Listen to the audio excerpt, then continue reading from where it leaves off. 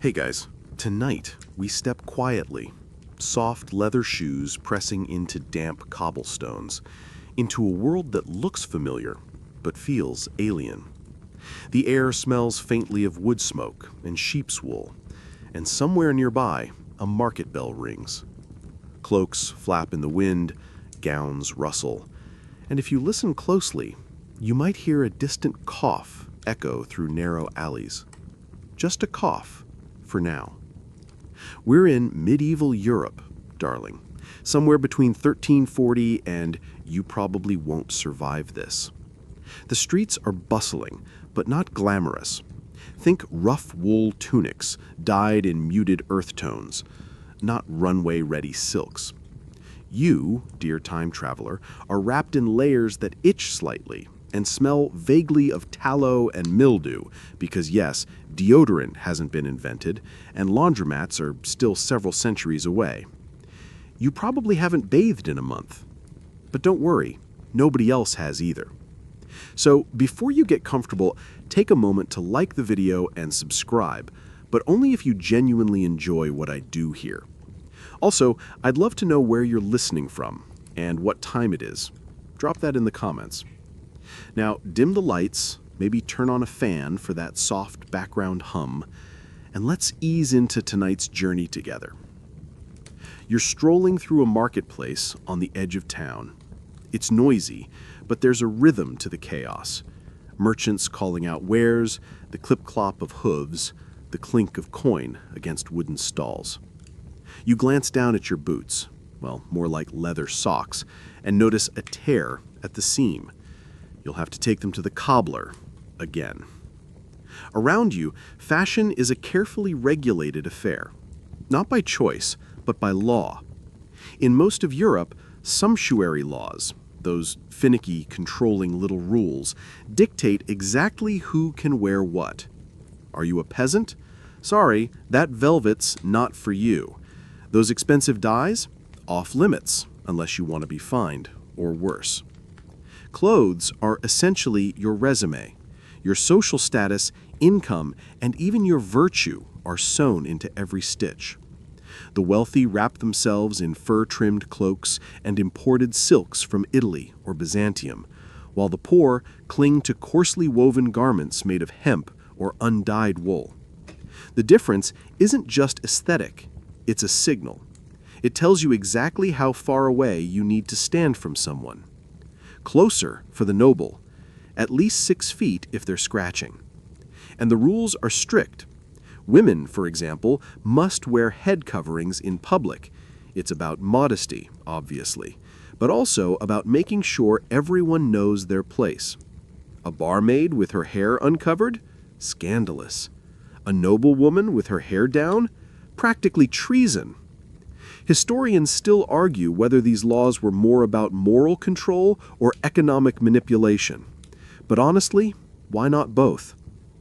You pass a monk muttering about vanity as a young squire struts by with an absurdly puffed sleeve. You resist the urge to roll your eyes. Monks hate fun. A fringe detail? Some folks, mostly out in the sticks, still rub goose fat into their garments to keep warm. And yes, it smells exactly like you'd think, but it works. And there's something sort of punk rock about it.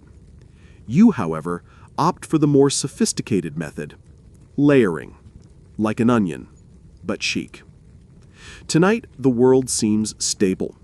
Rules are followed, tailors are busy, and the worst thing you're worrying about is whether your neighbor's goats have gotten into your garden again.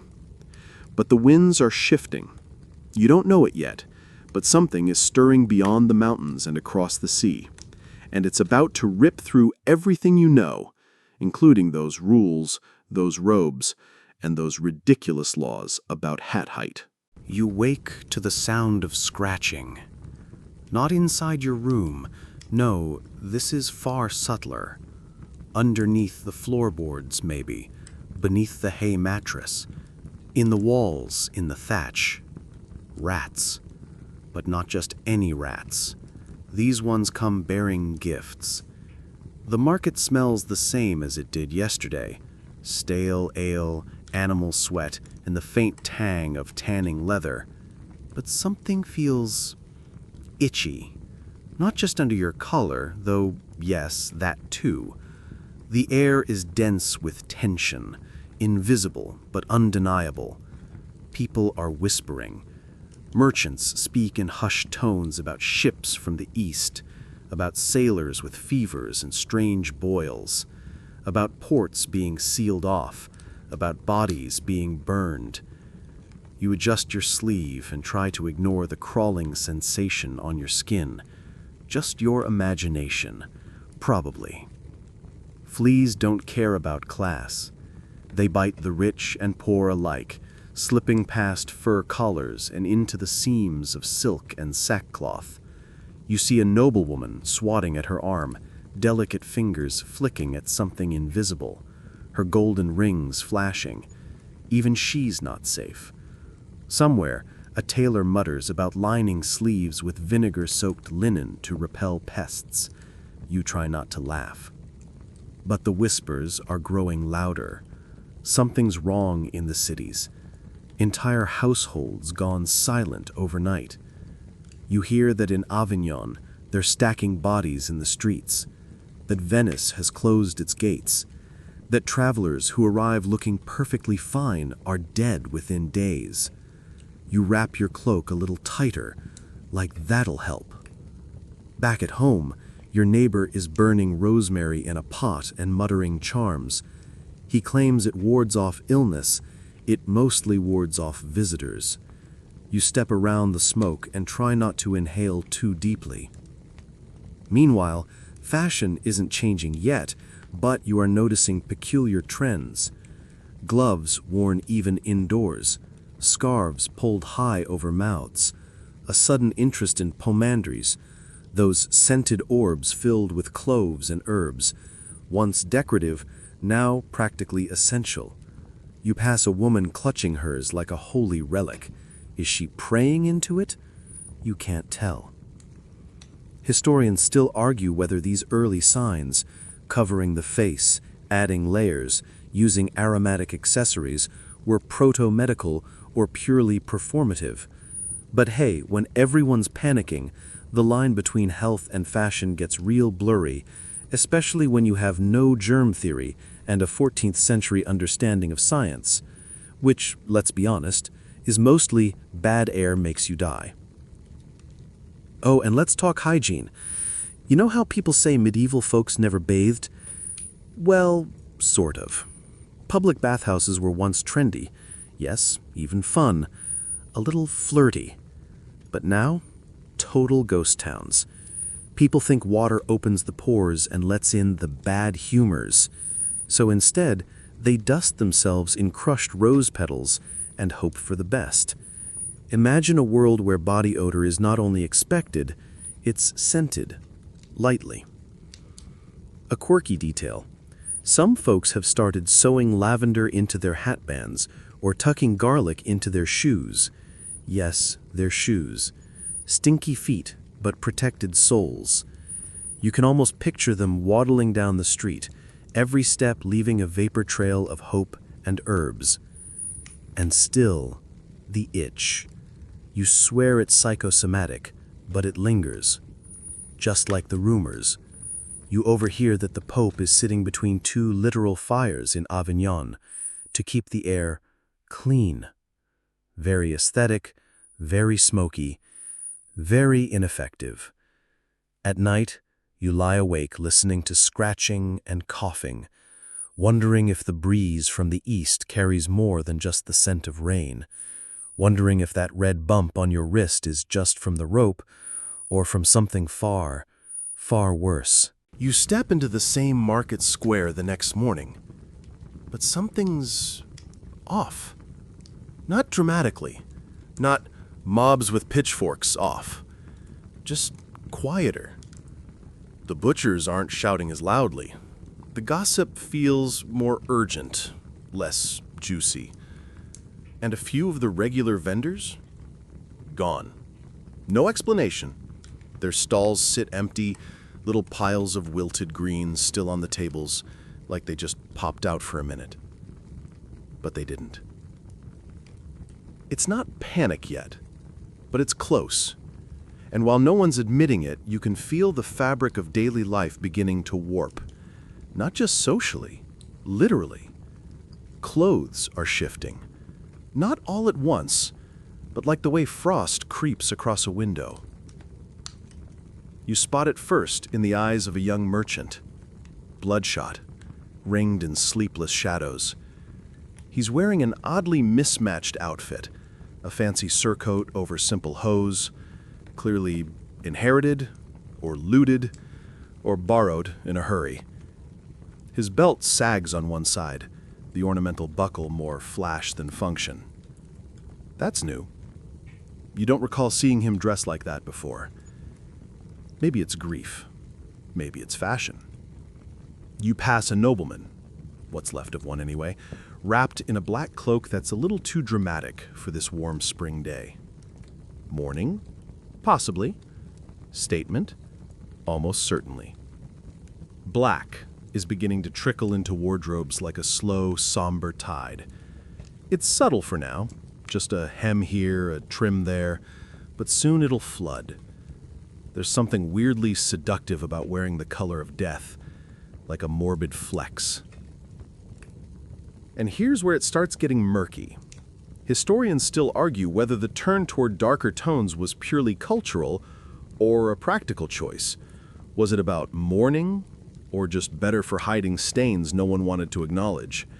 Because let's be honest, once people start dropping in the streets, laundry becomes a lower priority. You keep walking and notice something stranger. People are cutting their sleeves shorter, just a bit. Not enough to get fined, but enough to move freely. You think about it. Makes sense. Long trailing garments snag on things, cloaks drag in the mud, and if you're suddenly very aware that your cloak might brush against, say, a corpse, well, maybe you start trimming. It's not a full-blown fashion revolution yet, more like whispers and thread, quiet defiance sewn into the seams. But the intent is there. You see a washerwoman tug at her skirts as she walks, trying to keep them above ankle-deep puddles. A priest in worn robes hurries past, his hem frayed not from poverty, but from haste. Fear wears out fabric fast. And still, the richer folk cling to their excess. The more dangerous it feels outside, the more they armor themselves in extravagance. Gold thread, imported velvets, absurdly puffy hats. It's almost compensatory, like they're trying to sew up the world's wounds with double stitching, and failing.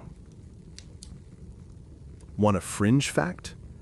Some people, especially those with more coins than common sense, have started commissioning embroidered charms on their garments. Little stitched prayers sewn into cuffs or inside collars. Holy threads. Stylish and supposedly sacred. You even hear of one merchant who paid extra to have "God spare me" sewn in golden cursive down the inside of his hose. Bold move. Hope it worked. And through it all, the cloak of silence thins. No one says plague out loud. Not yet. But the streets are changing. And so are you. You tug at your own sleeve, wondering whether it might be smarter to cut it shorter.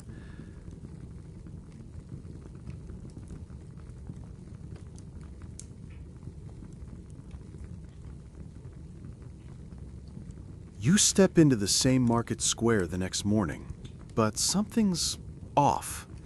Not dramatically, not mobs with pitchforks off, just quieter. The butchers aren't shouting as loudly. The gossip feels more urgent, less juicy. And a few of the regular vendors? Gone. No explanation. Their stalls sit empty, little piles of wilted greens still on the tables, like they just popped out for a minute.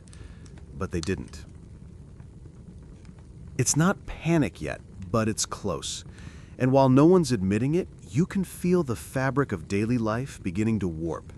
Not just socially, literally. Clothes are shifting, not all at once, but like the way frost creeps across a window. You spot it first in the eyes of a young merchant, bloodshot, ringed in sleepless shadows. He's wearing an oddly mismatched outfit, a fancy surcoat over simple hose, clearly inherited, or looted, or borrowed in the hurry.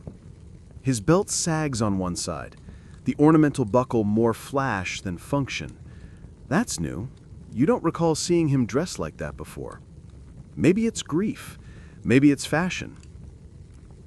You pass a nobleman, what's left of one anyway, wrapped in a black cloak that's a little too dramatic for this warm spring day. Mourning? Possibly. Statement? Almost certainly. Black is beginning to trickle into wardrobes like a slow, somber tide. It's subtle for now, just a hem here, a trim there, but soon it'll flood. There's something weirdly seductive about wearing the color of death, like a morbid flex. And here's where it starts getting murky. Historians still argue whether the turn toward darker tones was purely cultural or a practical choice. Was it about mourning, or just better for hiding stains no one wanted to acknowledge? Because let's be honest, once people start dropping in the streets, laundry becomes a lower priority. You keep walking and notice something stranger. People are cutting their sleeves shorter, just a bit. Not enough to get fined, but enough to move freely. You think about it. Makes sense. Long trailing garments snag on things. Cloaks drag in the mud. And if you're suddenly very aware that your cloak might brush against, say, a corpse, well, maybe you start trimming. It's not a full-blown fashion revolution yet, more like whispers in thread. Quiet defiance sewn into the seams. But the intent is there. You see a washerwoman tug at her skirts as she walks, trying to keep them above ankle-deep puddles. A priest in worn robes hurries past, his hem frayed not from poverty, but from haste. Fear wears out fabric fast. And still the richer folk cling to their excess. The more dangerous it feels outside, the more they armor themselves in extravagance. Gold thread, imported velvets, absurdly puffy hats.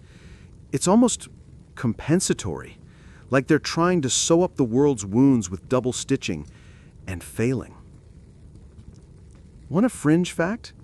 Some people, especially those with more coins than common sense, have started commissioning embroidered charms on their garments, little stitched prayers sewn into cuffs or inside collars. Holy threads, stylish and supposedly sacred. You even hear of one merchant who paid extra to have "God spare me" sewn in golden cursive down the inside of his hose. Bold move. Hope it worked. And through it all, the cloak of silence thins. No one says "plague" out loud. Not yet. But the streets are changing, and so are you. You tug at your own sleeve, wondering whether it might be smarter to cut it shorter, just in case. By the next week, you're noticing the laws tightening, and not just the kind that keep peasants from using the Lord's fishing pond. No, these are the other kind, the ones that try to control what's on your body, as if that could somehow keep what's inside from unraveling. Sumptuary laws, those famously joyless dress codes, are suddenly everywhere. New ones are tacked onto town notice boards in freshly inked Latin, and in case you were wondering, no, they're not getting more relaxed. Quite the opposite. You read the new edict squinting under the slanted morning sun. It says, "No person beneath the rank of knight shall wear velvet of any color, nor cloth of gold, nor sable fur, upon penalty of fine or forfeiture." That means you. Yes, even if you inherited it. Even if it's from your dead cousin. Even if it matches your eyes. It's almost funny. Almost. How hard the authorities are trying to keep up appearances while everything underneath is decaying. The nobles are panicking, but not in the way you'd expect. Not over mass graves or civic collapse. No, they're worried that someone with soot under their fingernails might start looking a little too, well dressed. That the new widow running the bakery might start flaunting some lace she inherited. That wealth, redistributed by death, might end up in the wrong sleeves. You walk past a woman being scolded, gently, but publicly, for wearing a gown trimmed in fox fur. Her face is redder than the wine stain on her bodice. Her husband died 2 weeks ago, you heard. Left her everything, including that fur apparently. And now she's supposed to sell it or face a fine, because heaven forbid a cobbler's wife look fabulous. Historians still argue whether these tightening laws were moral, economic, or just good old-fashioned class paranoia. Probably all three. The fear wasn't just of death. It was of the wrong people thriving, of the carefully stitched social order coming undone at the seams. And meanwhile, fashion itself is starting to rebel, albeit quietly. People are mixing fabrics in ways they're not supposed to. Wool with silk, linen with dyed trims. You see a young man wearing a brilliant green sash, definitely imported, definitely forbidden, tucked under a simple gray tunic. It's subtle, like a secret, but it's there, a flicker of resistance.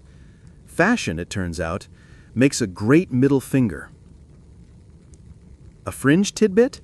Some towns began requiring tailors to register with local authorities and swear oaths not to sew restricted garments for the unworthy.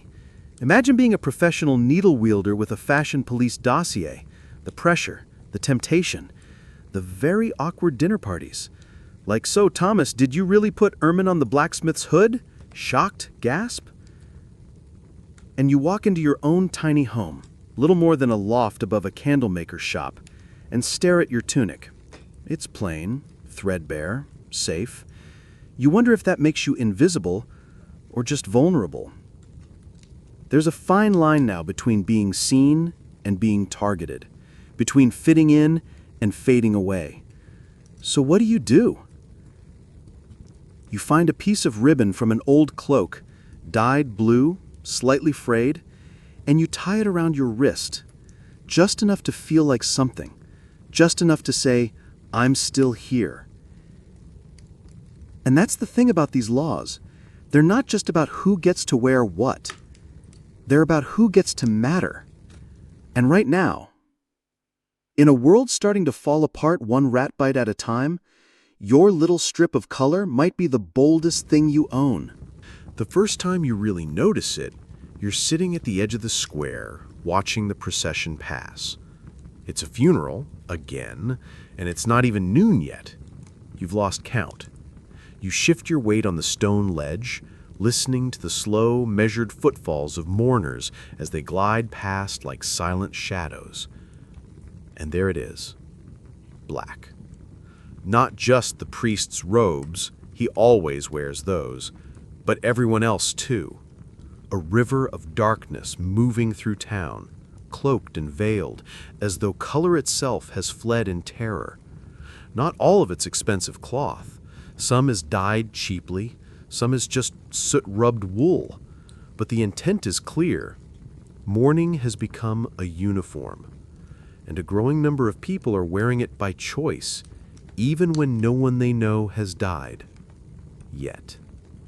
You feel a strange chill, not from the breeze, but from the realization that grief has become a fashion, and like all fashion, it spreads. Black wasn't always the go-to for sorrow. Once upon a tunic, purple was the royal shade of mourning, even white in some places, but now black is everywhere. Cloaks, veils, gloves, even hats. Some folks wear whole outfits of it. Others just add a strip to a sleeve, or a band to a bonnet. A silent nod to loss, or survival, or just trend following. You watch a group of young women, none older than 16, laughing as they adjust the folds of their new dark shawls. It's eerie, a little fabulous, very macabre. You hear murmurs that cloth merchants can't keep up with the demand, that dyers are experimenting with new techniques to produce richer, deeper blacks. Iron salts, oak galls.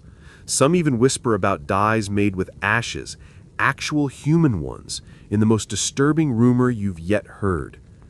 Historians still debate whether that's just plague-borne paranoia or a grim little truth lost in the fog of fear. Either way, you eye your own sleeves and suddenly feel underdressed. A quirky tidbit. In parts of France, black clothing became such a staple during the plague that tailors began offering mourning package deals. You could get a robe, veil, and gloves all in one go, no questions asked. One local tailor even embroidered tiny silver skulls into the hems.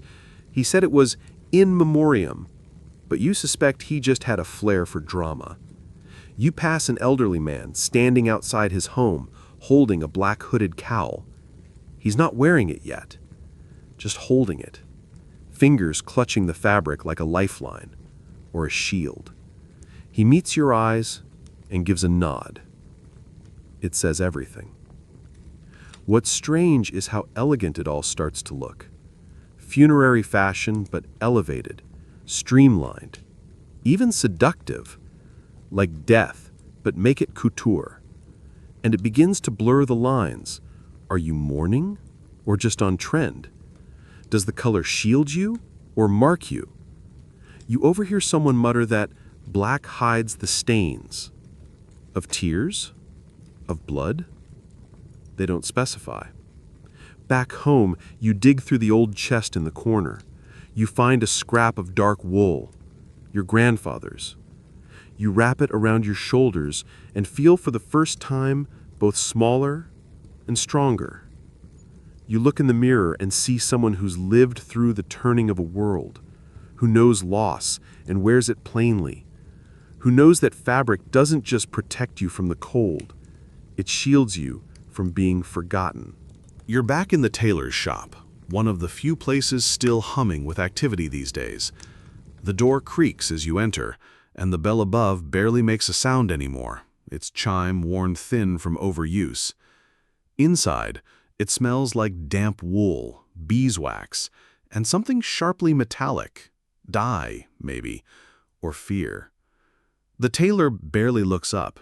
His needle flashes in the low light, dancing through thick gray fabric like it's racing time, and maybe it is.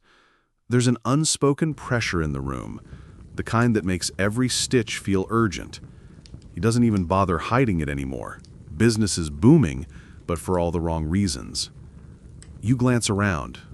There's a pile of half-finished garments stacked in the corner. Hemlines half done, sleeves hanging long and uncut, as if still deciding whether to serve beauty or survival. He finally speaks without looking at you. You want shorter sleeves too? You blink. Two?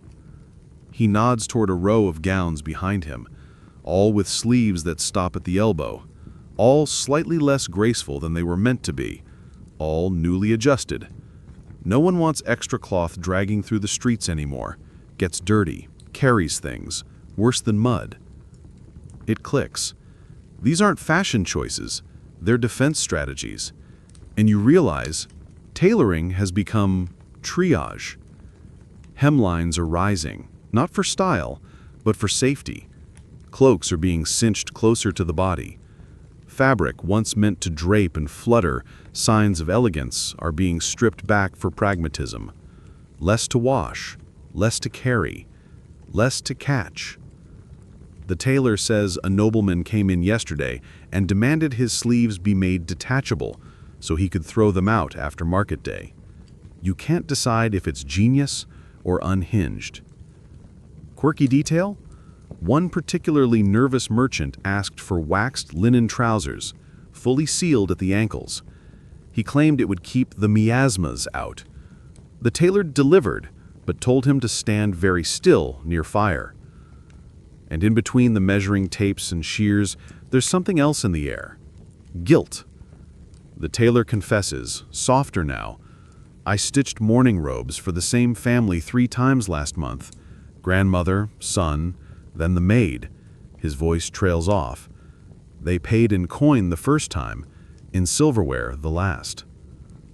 Historians still debate how much tailors influenced the evolution of plague-era fashion versus simply responding to demand. Were they passive craftsmen or quiet revolutionaries? The truth's probably tangled in thread, but what you do know is this: their shops are the front lines now. Not in the battlefield sense, but in the way wars change what we wear and why. You step onto the tailor's platform, arms out slightly as he eyes your current ensemble. "We can keep the color," he murmurs, "but this hem is a hazard. Want it above the ankle?" You nod. Because yes, dragging fabric through puddles isn't just annoying, it's dangerous. Because the only thing scarier than looking improper right now is looking infected. And because the world is spinning fast, and even your clothes have to keep up. He pins the new length with quiet efficiency. You catch your reflection in a piece of warped mirror. You don't quite look like yourself. You look faster, sharper, less like a dreamer, more like a survivor. And as the scissors glide through the cloth, slicing away that last luxurious fold, you wonder, how much of who you were is being cut away with it? You step back onto the street in your freshly altered attire, cloak drawn tighter, hem now well above the mudline. It feels strange, lighter somehow, like you shed not just fabric, but a part of the old you, the part that used to worry about court fashion and matching hose. That version wouldn't recognize this new silhouette, but here you are, streamlined, functional, and, let's be honest, a bit smug about not stepping in mystery puddles anymore. But then you see him, a former stable boy, you think. He used to muck out stalls behind the tavern, but now he's sauntering down the street in a belted tunic, so fine it practically glows in the sunlight, dyed a rich crimson, lined with rabbit fur at the cuffs, and topped off with a feathered hat tilted at an angle that says, "Yes, I survived. And yes, I look fabulous doing it." And he's not alone. You spot a weaver's apprentice wrapped in a doublet that could have passed for court attire a year ago, a fishmonger's widow sporting velvet gloves, a miller's son in boots with actual buckles. It's subtle in some, loud in others, but the message is the same. The world turned upside down, and the social dress code went spinning with it. You raise an eyebrow. This wasn't supposed to happen. Sumptuary laws, remember? Velvet and color were supposed to stay in the noble closets. But when entire families vanish in a matter of weeks, their wardrobes, along with their estates, go somewhere. And often that somewhere is next of kin, even if that kin happens to churn butter or sell onions. Historians still argue whether this shift in who wore what was born out of necessity, aspiration, or defiance. Maybe all three, but right now, it looks like opportunity wrapped in brocade. It's not just inheritance, though, it's visibility. The plague didn't just redistribute wealth, it also yanked down the curtain between classes. People who once operated behind the scenes, cooks, servants, craftsmen, are now front and center, alive, in charge, and apparently dressing for the role. Quirky observation? One city official tried to arrest a merchant's daughter for wearing purple silk.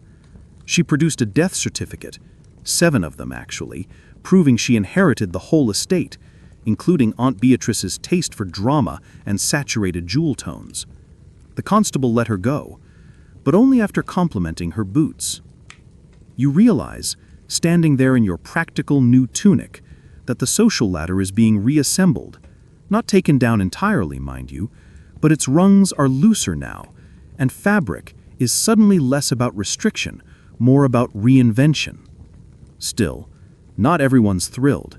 You hear mutters from older nobles at the tavern, complaints about peasants dressing above their place, about decay of tradition, which is ironic, considering most of them are secretly buying cheaper linen now and calling it fashion-forward minimalism. You pass the stable boy again. No, the former stable boy, and he gives you a nod. It's not smug, it's understanding. He sees you, sees the changes in your cut, your step, your eyes. You nod back, because in a world that's unraveling, maybe the only way to hold on is to stitch yourself into something new. You sit by the window that evening, watching a black cart rumble past. It's one of the quiet ones, the kind that doesn't come with bells or announcements. Just the creak of wooden wheels and the occasional thump of something being loaded, unseen. It's become a familiar sound. And yet, just behind it, what do you see? A tailor's apprentice, arms full of cloth. Not drab peasant cloth, no, silk, damask, velvet, rolled bolts of plum, emerald, and deep blue, hoisted like treasure. You lean forward. You know whose house that came from. The magistrate's, empty now. That's the thing, isn't it? Death doesn't just take lives, it redistributes everything else. Wealth, land, livestock, and yes, wardrobes. You can almost hear the fabric whispering, "I'm free now." People aren't just mourning, they're inheriting, fast, and in some cases, unexpectedly. That distant cousin who once milked cows, suddenly he owns the manor house and the late lord's embroidered riding coat. It doesn't quite fit, but it says something loud and clear. I made it. You head to the market, and it's more obvious with every step. The spice vendor's daughter now wears her father's signet ring on a chain, paired with a cloak that might have belonged to a duchess last month.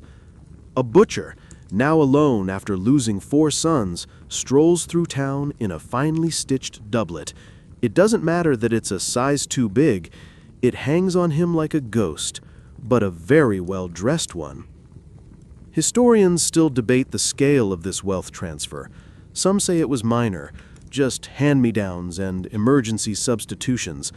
Others argue it was seismic, that the Black Death cracked open Europe's tight little treasure chests and poured out gold and silk into hands that had never touched it. What's not up for debate is what you're seeing now, a revolution stitched in grief. Quirky little twist, some families started sewing heirlooms into their clothing, literally. Rings hidden in hems, lockets sewn beneath collars. One widow even had a small silver spoon stitched into her bodice lining. Her logic? If I have to flee, at least I'll eat well. Resourceful, terrifying, slightly spoon-shaped. You pause at the fabric merchant's stall. Prices have changed, drastically. Fine cloth used to be an aspiration, something you dreamed about while patching another elbow. Now it's either suddenly available or ridiculously expensive. Depends who's selling. One merchant is practically giving away bolts just to leave town faster. Another haggles like he's the last silk dealer alive. And hey, maybe he is. And behind every transaction, a whisper. They won't need it anymore. You touch the edge of your sleeve, feeling its new hem, freshly tailored just yesterday. It's simple, but lined with something softer, a scrap of your aunt's favorite shawl. You kept it after helping bury her. You didn't even think about it at the time. You just needed something to hold. Now, it's with you, part of you, stitched into your movement, like a memory. The cart creaks again outside. Another house stands empty. But down the street, a child twirls in an oversized cloak, trailing behind her like a royal train. It belonged to someone else, someone gone. But tonight, it dances. The man selling pears is wearing rings on every finger. Not cheap brass bands either. These are chunky, ornate, and probably never meant to cradle fruit-stained hands. One has a ruby so large it looks like it's watching you. You can't look away. Last time you saw him, he was barefoot and barely had 2 coins to rub together. Now he's accessorized like a bishop's mistress. Welcome to the middle class. It's not new, exactly, but it's finally flexing. The plague didn't just empty homes, it rearranged society's furniture. Entire tradespeople and merchant families found themselves, well, not rich, but not poor either. And with fewer nobles around to enforce the visual hierarchy, the survivors start experimenting. They're not nobility, but they're not peasants anymore. There's something in between. And they've got gold to burn, and more importantly, a need to be seen burning it. You pass a group of tanners, typically dressed in layers of stained cloth and permanent eau de cowhide, now proudly sporting tunics with fancy trim. One even has dyed cuffs, blue. Risky. You nod politely and try not to gag. The dye's new. The odor? Deeply vintage. Fashion for the newly flush is a little off, like they're playing dress-up in outfits they don't totally understand. One man wears a gold-braided belt that's clearly supposed to be ceremonial. He's paired it with mismatched boots and a hat that belongs in a church fresco. It's as if wealth skipped etiquette school and went straight to the costume chest. You spot a baker's son in a surcoat patterned with lions and eagles, a heraldic mess. He tells someone it was his uncle's, but it's clear he has no idea which crest belongs to which house. Heralds would be horrified. You, however, are quietly impressed. Historians still squabble about whether this middle-class look was driven by imitation, rebellion, or pure economic logic. After all, if you can afford silk, why wouldn't you wear silk? Even if your ancestors would have been arrested for looking at it too long. And here's a quirky tidbit. Some towns tried to adapt by creating new categories of dress: semi-noble, honorary citizen, upwardly mobile but don't get too comfortable. These were mostly ignored. People were dying too quickly to memorize fashion codes. Besides, nothing says I survived a global catastrophe quite like wearing an imported linen shirt under a homespun vest, riding a second-hand horse with a borrowed saddle. It's a look. You duck into a cloth shop that recently rebranded itself. Used to be Elias & Son, Tailors of the Nobility. Now it's just Elias and whoever pays in advance. The place is bustling. People browse like it's a festival, touching fabric with reverent fingers, holding bolts of crimson and green against their skin like they're trying to absorb them.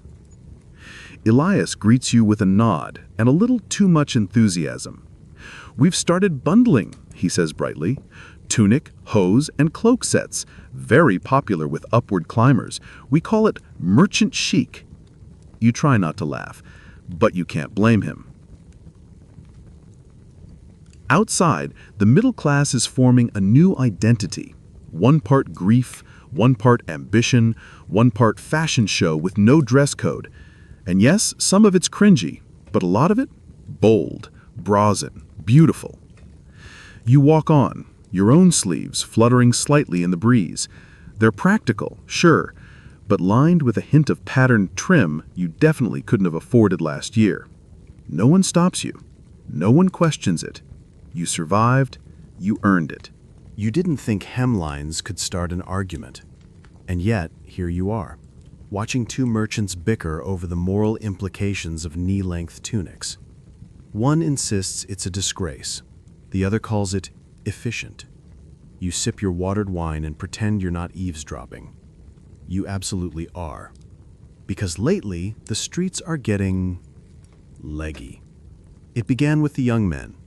Always them, always first to dare. At first, just a few inches above the ankle. Then halfway up the calf. Then boom, knees. Glorious, knobbly, pale knees. Out in public for everyone to judge. Scandalous. Practical. Both. The logic makes sense. Fewer deaths means fewer weavers. Cloth is expensive. So the less you use, the less you pay. Shorter garments, more affordable. Easier to move in. Less likely to drag through, say, plague puddles or the occasional blood smear. And if it makes you look taller and more commanding in the town square, that's just a bonus. But there's another layer, and you can't ignore it. The shorter the hem, the richer the implication. because only someone with status can afford to show off legs that aren't caked in mud from farm work. Only someone with time and coin can care about whether their stockings match. And they do match because flashy hose are very in right now. Historians still fuss about whether this upward hemline trend was born out of necessity, economics, or the desire to peacock through chaos. Some say it was merely a resource solution. Others insist it was a power play, a visual cue that screamed, "Look at me, I'm still here, and I'm fabulous from the knee down." A fun tidbit? Some towns started issuing fines for tunics cut immodestly high. Not just for women, oh no. Men were getting bolder. One court record actually describes a man fined for wearing a surcoat so short as to cause visible distraction in the chapel. A fashion felony, truly. You spot a pair of teenage boys strutting down the lane in tunics barely grazing mid-thigh. They're laughing, striding with exaggerated swagger. You don't have to guess. They're sons of tanners or perhaps smiths. They walk like they own the street, and maybe they do. Confidence is the most affordable accessory these days. Across the square, an older woman tuts under her breath. Her skirt hasn't changed in 30 years. Still ankle length, still gray, but you see her eyeing a younger woman's pleated gown, hemmed just above the ankle. Not scandalous, just nimble. You see something flicker behind her eyes. Envy? Or just the ghost of curiosity? You glance down at your own tunic. Not scandalous, but not humble either. Just enough fabric to cover what needs covering. Just short enough to say, "I've adapted." That's the thing with plague fashion. There's no time for slow transitions. The world turned on a dime, and now every stitch signals something. Surviving isn't enough. Now you have to walk like you survived. Dress like you meant to. Hemlines rise not just with practicality, but pride. You keep walking, letting your shorter cloak flutter behind you like a modest cape of defiance. And as you pass a mirror hanging from a vendor's stall, you catch your reflection. You smirk. Knees out, baby. It's survival couture. You hear them before you see them. Snip, snap, hum, mutter, stitch. The tailors are singing. Not full-throated, not joyous, but the kind of quiet tune that only someone too busy to notice their own humming makes. And it's everywhere. The whir of needles, the clatter of shears, the low groan of overworked fabric stretched one too many times. Tailors, once niche artisans mostly visited by nobles and the occasional festival goer, are now the hottest ticket in town. You walk past the same little shop you used to ignore, and now there's a line down the block. Not for bread, not for water, for fittings. Everyone needs clothes again. Why? Because everyone is dying and being buried. And then, here's the kicker, someone inherits what they had and immediately needs it resized, mended, or completely reimagined. Uncle Thomas's robes don't quite fit niece Agnes's shoulders, you know? You peer through the cracked shutters of one shop. Inside, chaos. Bolts of fabric hang like vines, half-measured garments pinned to dummies that are clearly missing arms. A young assistant fans herself with a pattern stencil while her master argues with a customer about the exact shade of mourning gray. "No, madam, this is charcoal. You asked for soot." Historians still argue whether tailors were simply in the right place at the wrong time, or if their sudden social rise marked a broader shift in labor value. What's clear is this: they now hold the thread of society in their hands, quite literally. And with every stitch, they reshape who gets to look like someone. You overhear a tailor refusing a request for gold trim. "Not until your title's official," he says, deadpan. The customer frowns, nods, then promptly orders 3 new doublets with subtle silver accents instead. Loopholes are fashionable too. Quirky side note, some tailors have started branding their work. Yes, branding. Not like cattle, though Honestly, it's not far off. Little embroidered initials stitched into hems, cuffs, or inner seams. TM for Thomas the Maker, JH for Jorah of Henley. It's part signature, part ego, part early marketing. Oh, it's a Gregory, the good tailor. And with demand skyrocketing, apprentices are now golden. The most promising ones are being poached between cities, offered food, coin, even shoes. Shoes in this economy? That's love. You step into a quieter stall, one of the newer ones, run by a widow and her daughter. Their work is modest but sharp. Clean lines, clever pleats, and efficient use of scraps. You compliment a half-finished bodice, and the girl beams like you just knighted her. She says, "Papa taught us before the fever took him." He said, "Cloth outlives kings." You can't argue with that. On the way out, you pass a chalkboard with scrawled time slots. Every hour filled. Appointments backed up for days. One name repeats, circled 3 times. Lord Renly. You raise an eyebrow. Renly's house has been empty for weeks. Then it hits you. The tailor is fitting the heirs. Or perhaps the new tenants. Back in the street, you glance down at your tunic. It's fine. It's functional. But maybe, just maybe, you deserve something tailored. Something with a hem that says, "I lived through it." And maybe, if you ask nicely, they'll stitch your initials in the sleeve. It starts with a whisper behind the baker's stall, then a wink from the woman who sells ribbons and onions. Yes, both. You wouldn't think onions are part of a covert fashion operation, but hey, desperate times. You follow the trail, down an alley, around a stable, past the spot where that one guy definitely pretended to be dead for a full day to avoid taxes, and there it is, a bundle. Wrapped in linen, tucked under a crate, held by a boy no older than 12 who asks, "You here for the brocade or the velvet?" You blink. He adds, "Brocade's cheaper. Velvet's hot right now." Congratulations, you've found the fashion black market. With sumptuary laws tightening and tailors overbooked, fashion has gone underground, quite literally.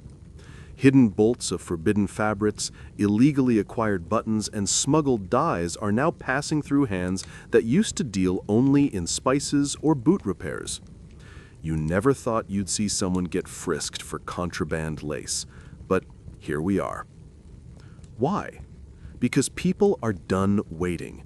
They've inherited riches, risen in status, or just survived enough to say, "Yes, I will wear crimson damask today, and no, I don't care if my grandfather was a goat herder."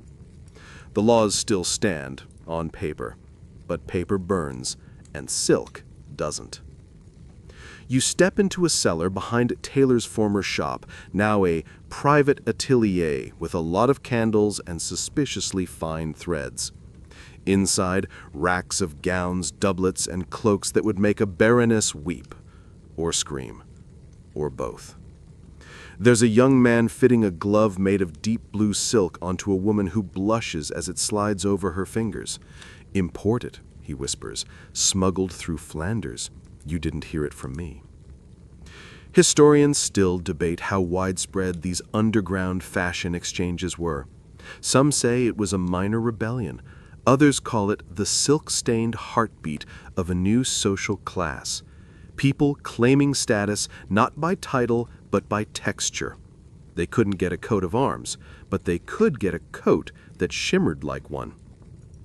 Quirky side story: a traveling merchant in Lyon was once caught with 3 tunics sewn inside each other, layered like some sort of medieval fashion matryoshka doll. He claimed it was for personal warmth. The judge fined him, confiscated the tunics, and allegedly wore one to a banquet the following week. Justice apparently has a good eye for pleats. Back in your town, the mayor's nephew is rumored to have a stash of dyed furs under his floorboards. You haven't seen them, but his boots have a certain luxury wink to them, fur-lined just at the top where the eye lands first.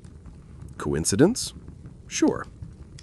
You run your fingers over the fabric bundle you just acquired. Not much, just a scarf-length strip of deep green silk, banned for commoners, deliciously smooth. You plan to line the inside of your collar with it. No one will see it, but you will know.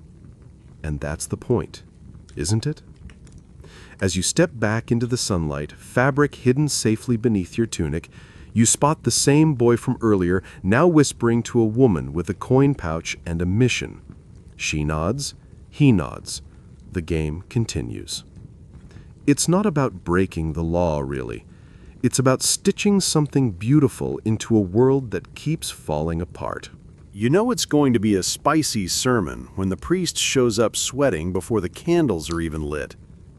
He ascends the pulpit with theatrical sighs and an expression like someone just served him boiled socks for supper. You settle in toward the back pew, near a woman whose veil is, let's say, optimistically sheer. A merchant 2 rows ahead adjusts his gold thread cuffs like he's conducting an orchestra, and you already know what's coming. "Vanity," the priest bellows. "Frivolity. Sin by stitch." Here we go. Ever since fashion started crawling out from under the plague's shadow, the church has been not thrilled. At first, it was about mourning. Too little black, too much color. Then it became about extravagance, even among the recently bereaved. Now it's about control, or the loss of it. The priest slams his hand on the side of the pulpit. "The Lord sees your hose, good sir," he shouts, pointing a bony finger at someone with unfortunate timing. The man jumps, nearly spills his hat, and flushes a color that perfectly matches the forbidden crimson trim on his surcoat. You try not to giggle. You fail. Because let's be honest, church fashion these days is wild. Not the clergy, of course. They're still in their classic robes and dust-colored sandals. But the congregation? Peacocks in pews. Velvet sleeves peeking from under prayer shawls, gold-stitched veils, mourning garb with, dare you say, flair? Historians still debate how deep the church's influence reached when it came to fashion enforcement during the plague years. Some argue clergy were powerless to stop the shift. Others insist they simply redirected it, turning style into morality plays. Either way, what's clear is this: faith didn't stop people from dressing up. If anything, it made them dress better. Because if the end is nigh, shouldn't you at least look good when you meet it? Quirky little detail. In some towns, sermons began including fashion denunciations, literal shout-outs from the pulpit. "Let us pray for the soul of Mistress Allen, whose bodice was shockingly fitted last market day." One priest even staged a public burning of a fur-lined cloak. It was later revealed to be his own nephew's. Awkward.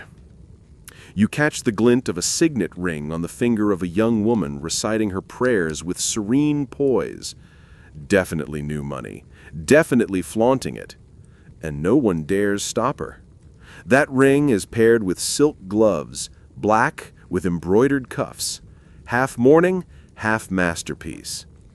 The priest drones on about hellfire and humility, but the murmurs around you aren't about damnation. They're about trim width, sleeve cut, and where someone got that absolutely divine hat pin. You slip out early, the incense sticking to your cloak like guilt. Outside, the church bell tolls, and it sounds more tired than holy. Down the street, you pass a chalk drawing on a tavern wall. A little cartoon of a priest chasing a woman in an enormous gown. Underneath, it reads, "Blessed are the overdressed, for they shall outlive the sermon." You smile. Because for all the warnings and hand-wringing, The truth is clear. People are finding new ways to express themselves, to mourn, to mock, to move forward. And maybe, just maybe, wearing a feathered cap to church isn't a sin. It's a statement. You catch the breeze before you catch the look. Long veil, deep plum, fluttering like a flag above the crowd. Not a shy one either. It trails like a comet behind a woman, moving with the pace of someone who doesn't need to arrive anywhere. Not quickly, at least. That veil, it's not just decoration, it's declaration. Because everywhere now, clothing is turning into protest, performance, and personal branding. You don't need a family crest or a house sigil.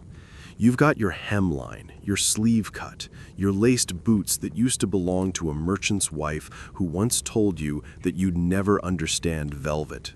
Joke's on her. You've seen it on others too. A young man wears mismatched shoes to market, one green, one brown. For balance, he shrugs when questioned. It's not an accident. It's rebellion in two colors. And no one stops him.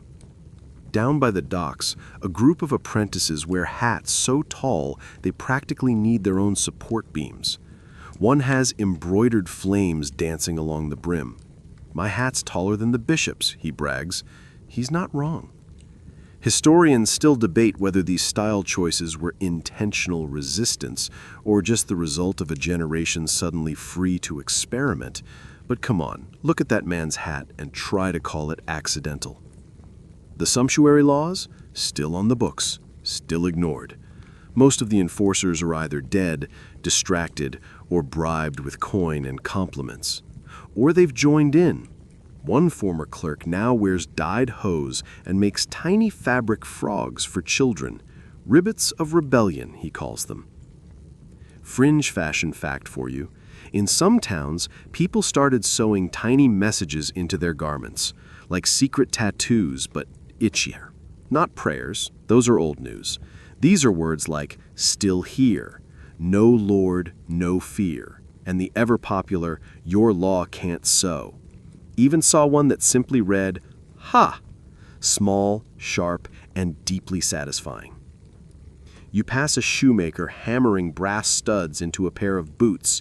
She wants them loud, he explains, for dancing, for funerals.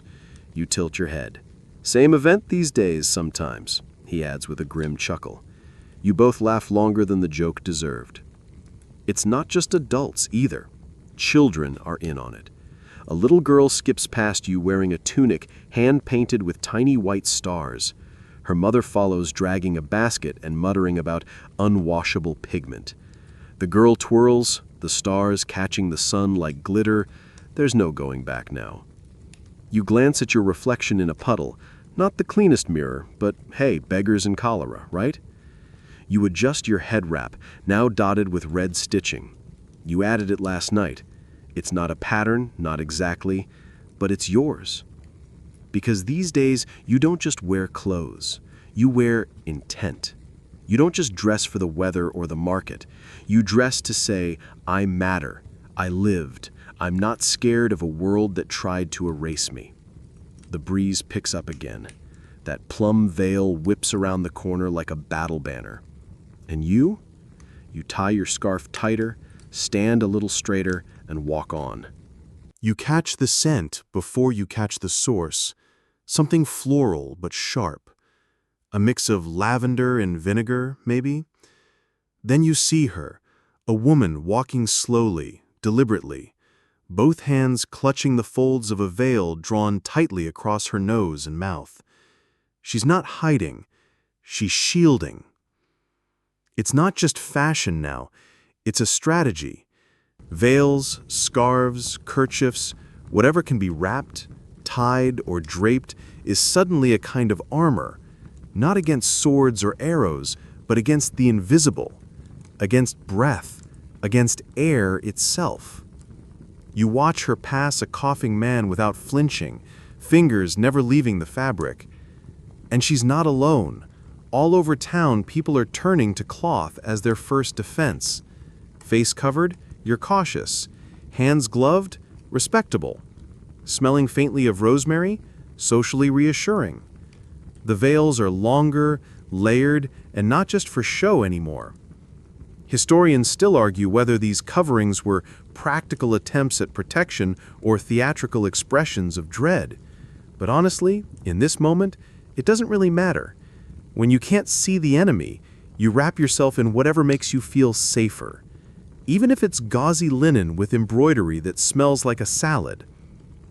A fringe fact? Some folks actually believed that veils soaked in rose water, or wine in fancier circles, could act as a filter for bad airs. Physicians even recommended breathing through sponges or bundles of herbs. One apothecary famously stitched thyme directly into the edges of his customers' veils. Stylish and sterile, he claimed. Probably just itchy. You pass a group of mourners exiting a chapel, and nearly everyone is masked in some way. Not the spooky bird-nosed plague doctor masks, that's still a few decades off, but the early gestures are there. Folded veils, draped shawls, fabric between lips and life. One man even has tiny bells sewn into the hem of his scarf. "To chase off death," he whispers. You try not to smile. He's serious. You reach up to adjust your own wrap, now tied snug beneath your chin. It's warm, smells faintly of mint leaves, and gives you a strange sense of dignity, like a choice you can make when most have been taken from you. It's not armor in the traditional sense, but it feels like one. And here's the unexpected side effect.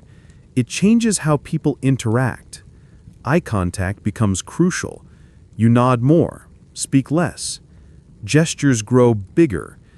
The woman across the market arches an eyebrow above her veil and holds up 2 apples. She wants 2 apples, not conversation. The transaction is quiet, efficient, almost graceful. A child giggles as his father tucks a too large scarf around his face, murmuring, "Just until the market, little bear." The scarf is bright yellow. The child waves like a bandit. The church still mumbles about modesty, of course. "A veil is a symbol of humility," one priest drones. But no one's listening. Not today. Today, veils mean courage and boundaries. And for some, fashionably layered linen that coordinates with their shoes. You head home with your scarf still in place, your breath warm behind the weave. You wonder what tomorrow will bring, and what new layer you'll wrap around yourself then. Because right now, protection doesn't come from chainmail or prayer. It comes from a square of cloth tied just so. It starts as a faint trail in the air, a whiff of cloves or maybe cinnamon, just strong enough to distract you from the ever-present background scent of, well, decay and livestock. You follow your nose like some confused bloodhound and spot the source immediately, a pomander swinging gently from the girdle of a passing merchant. A tiny orb, etched in brass, hung on a thin chain. Inside, scented treasures. Rosemary, mint, rose petals, maybe a dash of camphor. You'd think it was just for show, like a medieval air freshener, but no. This thing is sacred, personal, protective, a status symbol with aromatherapy benefits.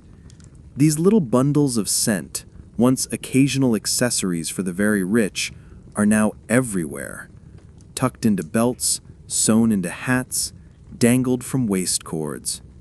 They've become the new must-carry item, the plague-era equivalent of a designer handbag crossed with a talisman and a roll-on essential oil. You pass a tailor's apprentice who's wearing his inside his sleeve. Every time he lifts his arm, a puff of thyme wafts out like some vaguely herbal spell. "Keeps the miasma off," he says, nose twitching proudly. You nod like that's perfectly normal. And honestly, at this point, it is. Historians still argue whether these fragrant accessories actually offered any real protection. Probably not. But they sure made people feel better. And sometimes that's enough. Fear doesn't need logic. It just needs a pocket full of lavender to whisper, "You're trying your best, sweetie." A fringe tidbit? Some folks took the idea of scent as shield very seriously. One widow reportedly carried a full garlic bulb in a linen pouch tucked into her bodice. She claimed it was good for the blood, also good for keeping conversation short. Another man wore a necklace strung entirely with dried orange peels. He said it attracted angels or bees. It was hard to tell. You duck into a shop where a boy about 10 is selling satchels of herbs from his grandmother's garden. Each little pouch is tied with a dyed thread, red for strength, blue for health, green for luck. You buy a blue one, tuck it into your collar, and feel calmer. Is it placebo? Absolutely. Do you care? Absolutely not. People even start customizing their scents. One nobleman is known for wearing a pomander that smells like honey and cedar. A candlemaker's daughter dabs lemon balm behind her ears before entering crowded spaces. And one very bold weaver, whom you suspect enjoys the drama of it all, has begun stuffing his sleeves with crushed rose petals. He leaves a flowery trail wherever he goes. You can track him like perfume breadcrumbs. You sit on a bench and notice how the air has changed, ever so slightly. Beneath the ever-present funk of the medieval city, there's something lighter now, a soft haze of perfume and intention. People trying, in whatever small way they can, to carve out clean air from a world gone foul. And you? You finger the edge of your newly acquired pouch, lavender and sage wrapped in a bit of old linen, and smile faintly. You're not delusional. You know it won't stop what's coming, but it might make the waiting a little less unbearable, a little more fragrant. Sometimes surviving means holding your breath, and sometimes it means breathing in deep and choosing to smell something sweet. You've heard the rumors. Someone saw a man with a beak on his face. Not metaphorical, an actual beak. Long, curved, ominous. A birdman in black robes walking through the alleys of Florence or maybe Paris, depending on who's telling the tale. Some say he's death himself. Others whisper it's a new kind of doctor. But here, where you live, the closest you've seen is a merchant wearing a waxed linen hood with a built-in face flap. Practical, unnerving, oddly chic. It's stitched tight around the jaw, and when he turns his head, it rustles like dried leaves. He claims it's for protection, from the air, from bad smells, from God knows what. It's not quite a plague doctor mask, not yet, but you can feel the silhouette starting to take shape. All around you, people are getting creative with their coverings. Not just scarves and veils now, but full-on face shields made from leather, treated cloth, and in one memorable case, a repurposed cooking pot with holes punched for breathing. Functional? Dubious. Fashion-forward? Accidentally, yes. You spot a priest wearing a strange leather cowl sewn with bits of amber and sage into the seams. He calls them divine filtration. You don't ask questions. You just nod and file it away under holy but horrifying. Historians still argue whether the infamous plague doctor look, the wide-brimmed hat, long coat, cane, and that haunting bird-like mask originated during this wave of the Black Death or a later one. Evidence suggests the full ensemble came decades later, but even now you're seeing early echoes, the layering, the covered mouths, the fashioning of fear into form. Here's a delightfully weird tidbit.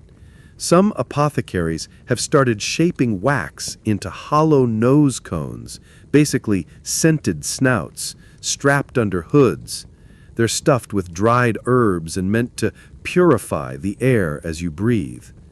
One local poet calls them sniff towers. You kind of love that. You walk through the square and catch sight of a nobleman striding with a cane, not for support, but for distance. He points with it, taps things before touching them, even gestures for people to move aside. He looks regal, remote, and slightly ridiculous. But again, functional. The cane is cleanliness, command, class, and nobody questions it. A young woman nearby adjusts her layered hood, silk lined with linen, looped 3 times around her neck and jaw. Only her eyes show, and those eyes are watchful, defiant, fabulous. The lines between medicine, fear, and fashion are blurring fast.